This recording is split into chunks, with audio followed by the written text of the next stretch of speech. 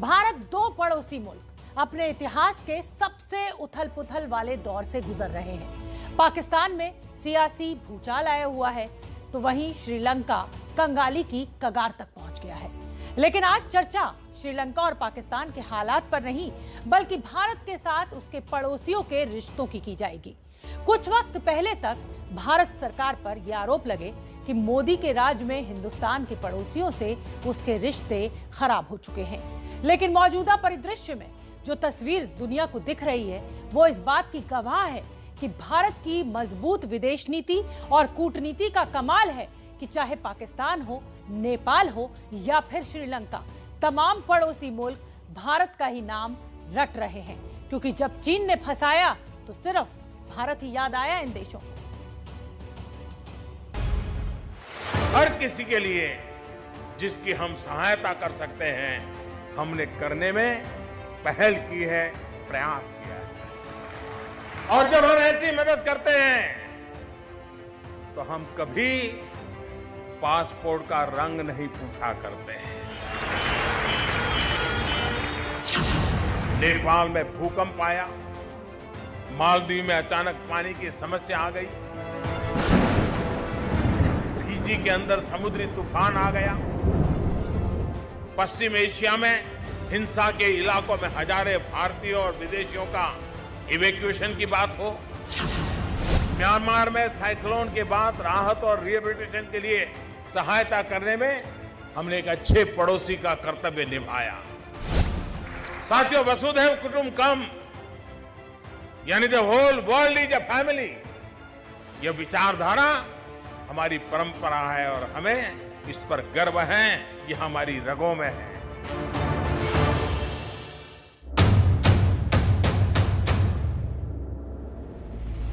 यानी the whole world is a family. ठीक ही तो कह रहे हैं प्रधानमंत्री नरेंद्र मोदी। किसी भी मुल्क की मदद के लिए हाथ बढ़ाना हिंदुस्तान की रगों में है। विदेश नीति कह लीजिए, कूटनीति पुकार लीजिए या फिर वैश्विक परिदृश्य में हिंदुस्तान को मजबूत बनाने की रणनीति का हिस्सा मान लीजिए। सच यही है कि अमेरिका से लेकर रूस जैसी महाशक्तियां भी भारत का साथ चाहती हैं और हिंदुस्तान के पड़ोसी श्रीलंका और नेपाल भी मुश्किल वक्त में मदद के लिए सिर्फ भारत की तरफ ही देखते हैं। आज भारत अगर दुनिया में अपना दम दिखा पा रहा है तो भी सिर्फ हवाई नहीं है। इसके लिए हमने सैन्य नीति से लेकर कूटनीति तक व्यापक बदलाव किए हैं। बिल्कुल, पिछले कुछ सालों में भारत की सैन्य नीति भी बदली है और कूटनीति भी बदली है। नीतियों में व्यापक बदलाव का नतीजा क्या हुआ, ये सबसे पहले आपको श्रीलंका में पैदा हुए ताजा हालात के जरिए समझाते हैं।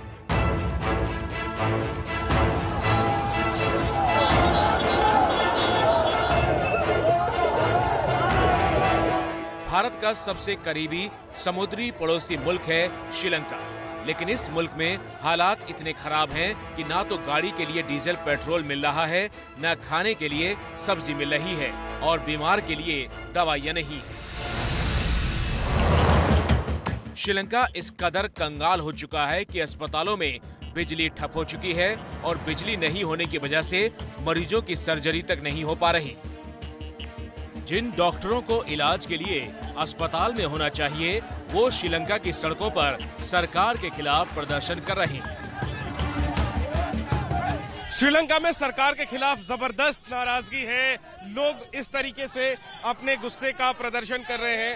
तस्वीरों में देखकर आप समझ सकते हैं कि ये जो प्रदर्शन है ये हॉस्पिटल के डॉक्टर और मेडिकल स्टाफ कर रहे हैं, नारेबाजी कर रहे हैं सरकार के खिलाफ। इन्होंने जो माथे पर पट्टियां पहनी हुई हैं उस पर लिखा है गोटा गो।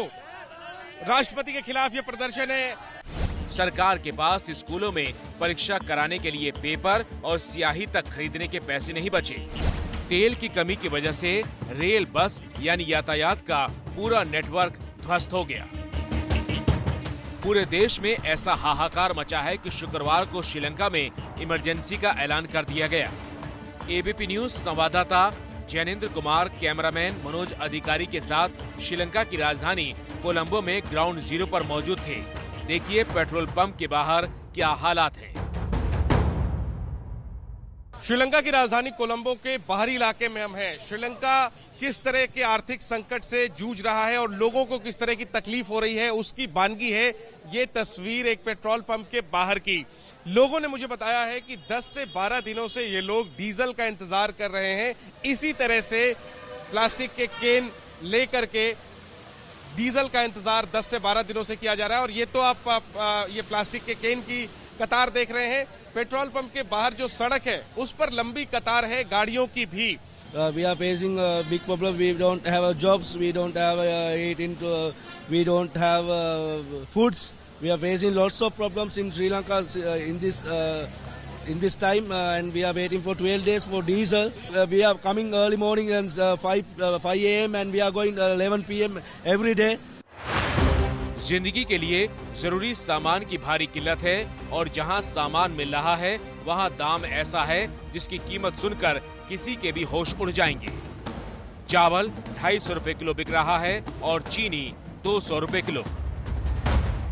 सवाल यह है कि श्रीलंका में इतना भीषण आर्थिक संकट आखिर कैसे पैदा हुआ। श्रीलंका के लोग इसके लिए राजपक्षे सरकार को जिम्मेदार ठहरा रहे हैं। लोगों का कहना है कि राजपक्षे सरकार की गलत नीतियों की वजह से श्रीलंका आज बर्बादी के कगार पर आ पहुंचा है। दाने दाने को मोहताज हो चुके श्रीलंका को बचाने के लिए भारत के प्रधानमंत्री नरेंद्र मोदी से मदद की अपील होने लगी है। सवाल श्रीलंका में विपक्ष के नेता से हुआ तो वो पीएम मोदी से मदद का हाथ बढ़ाने की अपील कर रहे हैं और भारत ने इस अपील के पहले ही श्रीलंका को मदद भेजनी शुरू भी कर दी।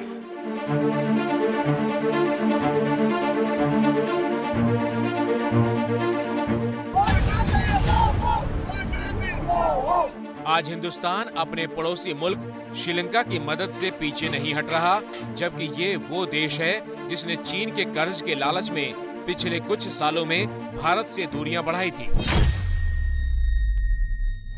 श्रीलंका भारी कर्ज में डूबा हुआ है और इस कर्ज में 15% हिस्सेदारी चीन की है।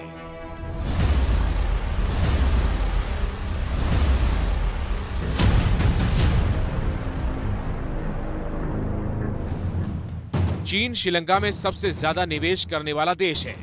श्रीलंका को उम्मीद थी कि मुश्किल घड़ी में चीन उसका साथ देगा।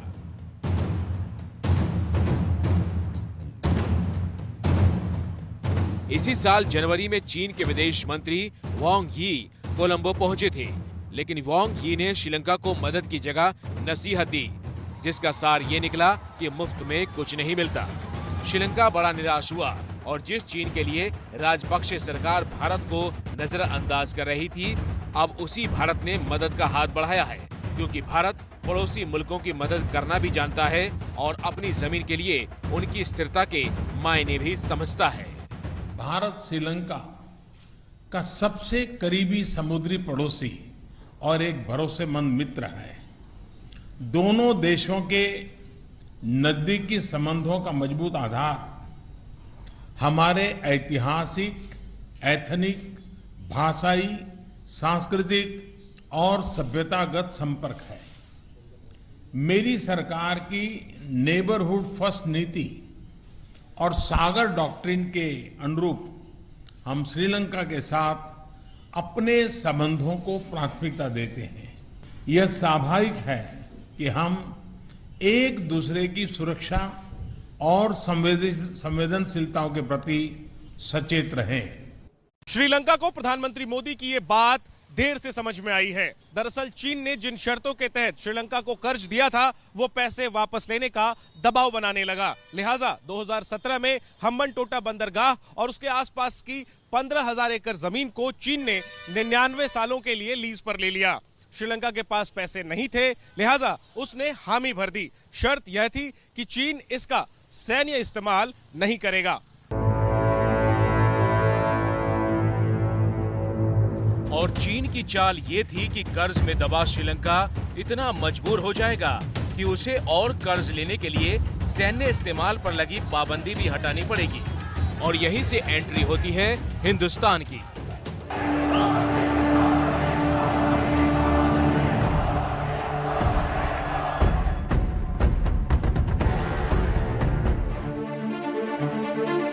भारत की शुरू से नजर थी कि किसी भी हाल में श्रीलंका को चीन के चंगुल से छुड़ाना है, क्योंकि चीन भारत के दरवाजे तक आकर खड़ा हो जाता।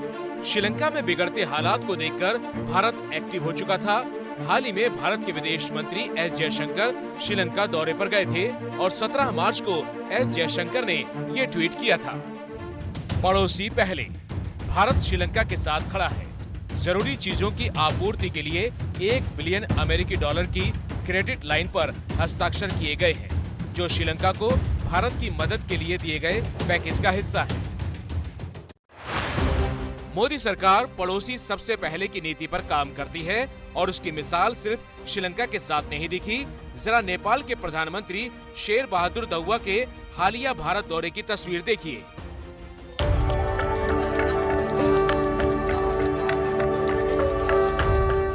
नेपाल के प्रधानमंत्री ने काशी में जाकर सिर्फ पूजा पाठ नहीं किया, बल्कि बीजेपी दफ्तर जाकर हर किसी को चौंका भी दिया। 3 दिन के दौरे पर भारत आए नेपाल के पीएम का बीजेपी दफ्तर जाने पर विरोध भी हुआ, लेकिन इस बात से कैसे इनकार किया जा सकता है कि ये वो ही नेपाल है जहां चीन का दखल इतना बढ़ गया था कि भारत के खिलाफ वहां आवाज सुनाई देने लगी थी। चीन किसी भी मुल्क को कर्ज के जाल में फंसाने की रणनीति पर काम करता है और आंकड़े बताते हैं कि पिछले 5 साल में नेपाल के विदेशी कर्ज में चीन की हिस्सेदारी धीरे धीरे बढ़ती जा रही है। अकेले 2019 में चीन ने नेपाल में 18,085 करोड़ के प्रोजेक्ट शुरू किए थे। यही वजह थी कि नेपाल की ओली सरकार के दौर में भारत के साथ रिश्तों में खटास आ गई थी। लेकिन ताजा तस्वीर इस बात की गवाह है कि सिर्फ खटास दूर नहीं हुई, बल्कि भारत और नेपाल के रिश्तों में घनिष्ठता एक पायदान आगे बढ़ गई है।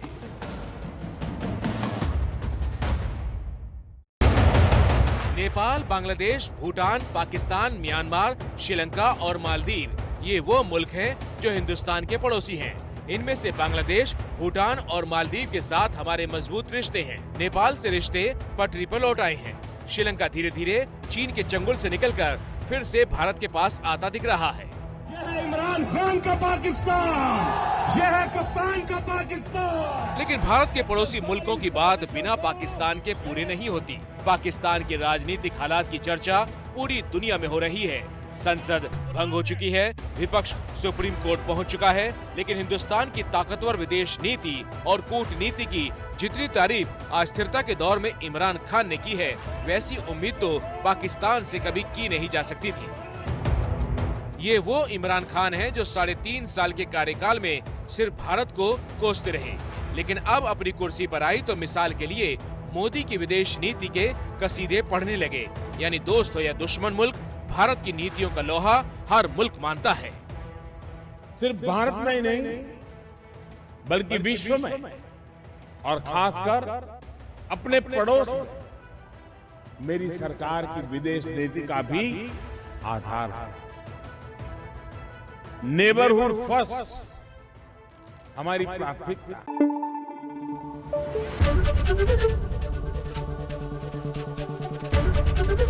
एबीपी न्यूज आपको रखे आगे।